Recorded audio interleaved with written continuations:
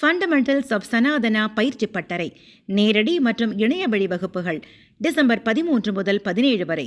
தொடர்புக்கு 7338824242. திண்டுக்கல் மாவட்டம் பழனி முருகன் கோவில் மூலவர் திருமேனியை ஓய்வு பெற்ற நீதிபதி தலைமையில் ஐஐடி குழுவினர் ஆய்வு செய்ததால் 3 மணி நேரம் தரிசனத்திற்கு அனுமதி மறுக்கப்பட்டது. அறுபடை வீடுகளில் 3ஆம் படை வீடான பழனி முருகன் கோவிலின் மூலவர் திருமேனி நவபாஷாணத்தால் செய்யப்பட்டது.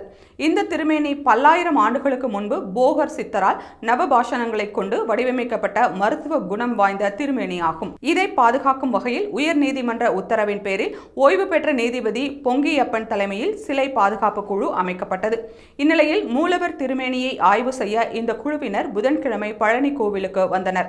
அப்போது பிம்ம சுத்தி யாகம் நடத்தப்பட்டது. இதையடுத்து ஐஐடி தொழில்நுட்ப வல்லுநர் குழு பழனி கோவில் கருவறைக்குள் சென்று நவபாஷாண திருமேனியை ஆய்வு செய்தது.